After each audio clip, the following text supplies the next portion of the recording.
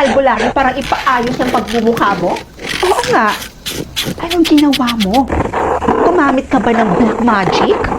Girls, chill! Pwede ba? Kararating ko lang. Sa takot niyong malamangan kayo, dami niyo lang sinasabi. At pumuputok na kagad yung mga butsi ninyo. Whatever. You know what, Nimpa? Kahit anong ayos mo pa dyan sa pagmumukha mo, cheap ka pa din. Hmm? At yung suot mo yan, for sure, sa okay-okay mo lang yan binili. You're right, girl. Dahil alam naman natin na hindi kayang ma-afford ni Nimpa yung mga ganitong klaseng suot sa atin. Dahil mahirap lang siya. You're right, Patricia. Tama naman kayo. Hindi kami mayaman. Dahil mahirap nga lang talaga kami. At hindi ko yun ikinakahiya, Rosette. Pero alam mo, Rosette, nagagandahan din talaga ako sa'yo. Oo, ang ganda-ganda mo.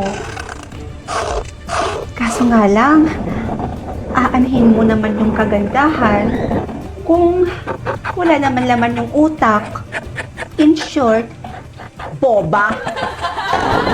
Oh, aray ko! Bakak! At isa pa, aanhin mo ang mala-Barbie mong kagandahan kung mala-plastic naman ang pag-uugali. How dare you? Mag-ingat-ingat ka dyan, Patricia, kay Rosette. Dahil hindi mo namamalayan, tinutuklaw ka na pala ng kaibigan mo na to. Dahil base sa nalaman ko, kinakaibigan ka lang naman itong si Rosette dahil napapakinabangan ka niya. Dahil napapakopya mo siya. Tinutulungan mo siya sa mga activities natin dito sa school. That's why, kinakaibigan ka niya. In short, pinaplastic ka lang ng babaeng ito. Girl, don't tell me na totoo yung sinasabi ng Nimpa na yan. Girl, sa akin ka makinig. Dahil ako ang best friend mo. Sinisiraan lang ako ng babaeng yan sa'yo. Hello, Patricia, oh, tingnan mo. Guilty yung kaibigan mo, oh.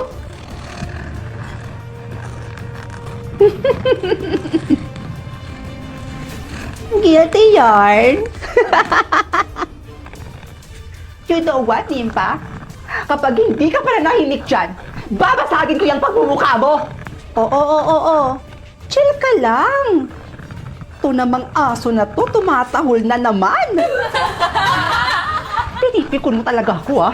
Walang iya ka?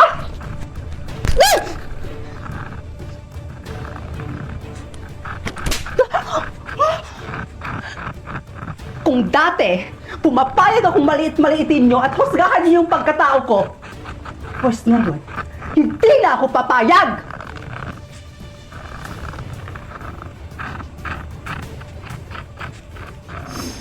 Patricia, hawakan mo nga yung babaeng yan. Hawakan mo.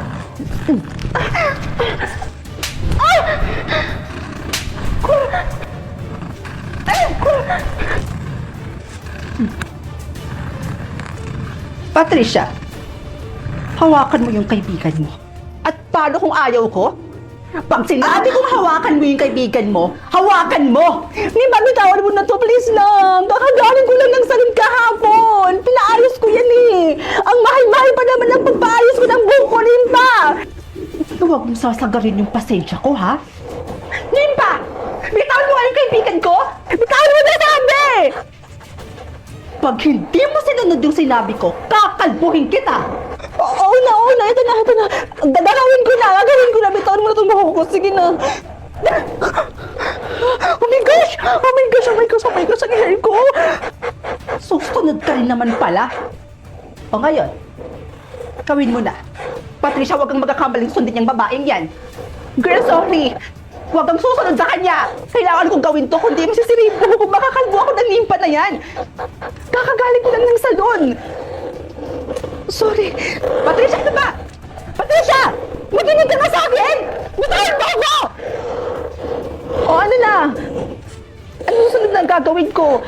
Gawin mo na kung anong gusto mong gawin para matapos na to. Wala kang kwenta, kaibigan!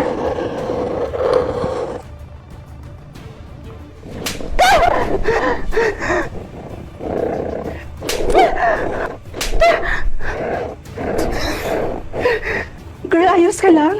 Bitahan mo ako! Mukha ba akong okay, Patricia? Ha? Kahit kailan talaga gaga ka! At ikaw? Walang niya ka! Pagsisisihan mo yung ginawa mo sa akin!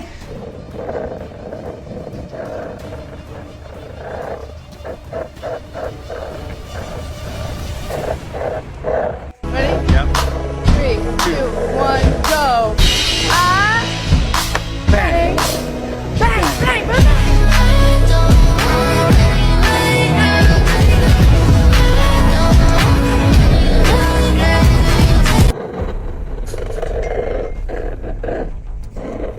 Aray ko! Ayasin mo nga!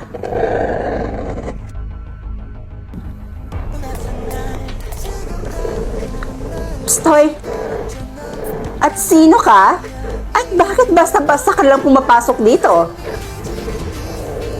Let me guess. Transfer ka? Oo. Okay. So kung ganon, makinig ka. Stoy, ikaw. Ipakilala mo nga ako dito. Transferee girl. Siya si Cheska Villanueva at siya rin ang pinakamaangas dito sa classroom. At wala rin pwedeng tumalo sa kanya dito. At lahat ng estudyante dito sa campus ay takot sa kanya. At isa na ako doon, kaya binabalaan kita. Huwag na huwag kang mag-angas dito or kalabanin naman lang siya kung ayaw mong may mangyari sa iyong hindi maganda. Oh, narinig mo naman siguro yung sinabi niya, di ba? Di ba? Oo, narinig ko. Good. At huwag na huwag kang magkakamaling kalabanin ako o mag-angas-angas man lang dito. Dahil kung hindi, hindi mo magugustuhan yung gagawin ko sa'yo dahil paggagapangin kita. Oo, sige. Pasensya ka na.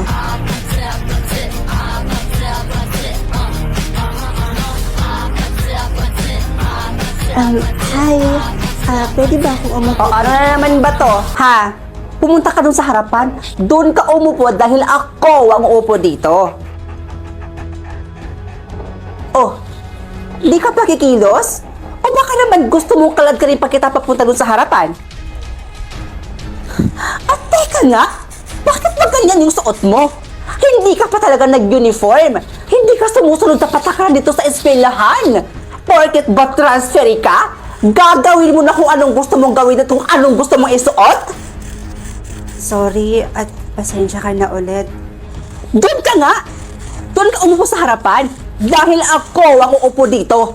Sige, pupunta na ako dun sa harapan. Ano pang tinitingin-tingin mo dyan? Alis na! Alis! Pumunta ka na doon! Go! Pusit!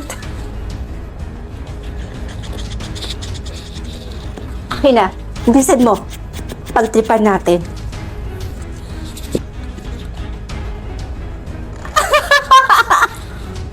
Sino yung nama to? Ay. Huwag naman kayong ganyan. Wala naman akong ginagawa sa inyo eh. Hala! Binato ka nila? Classmates? Sino pa yung nama to? Grabe naman kayo ha? Respeto naman sa transferee girl natin. Ano ba kayo? Tsaka classmates, umayos-ayos kayo. Kasi transferee yan eh. Mapapahiya yung eskwelahan natin yan. Nako, Diyos ko, anong oras na tapos yung teacher natin kuno, yung bagong teacher natin. Hanggang ngayon wala pa siya. Anong oras na? Kakainis ha? Ilang oras tayong pinaghintay dito?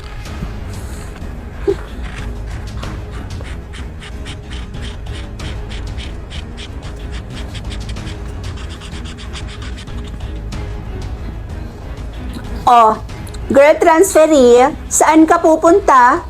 O ano, magpapapansin ka, magbibida-bida ka. Eh di ba sinabi ko sa'yo na ayaw ko sa taong bida-bida at ang gusto ko, ako lang dapat ang maangas dito? At aba, pinanta ka pa talaga dyan sa harapan. Para ano, ha? Magpasikat? Sisip-sip sa teacher? O, ayan na. Sinisimula na yung pagpapasikat. Hello classmates. Alam niyo ba kung bakit hindi ako nakasuot ng uniform ng katulad ng sa inyo? Bakit nga ba?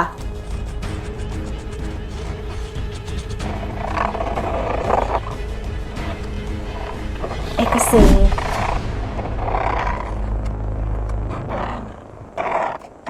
Umagang-umaga nagbanata na Buti na lang andyan ka Kasabay kang pumangan din nag-iisa Mahal na, halika na at sumagot sa kama Wala, kasi ka na, dagdag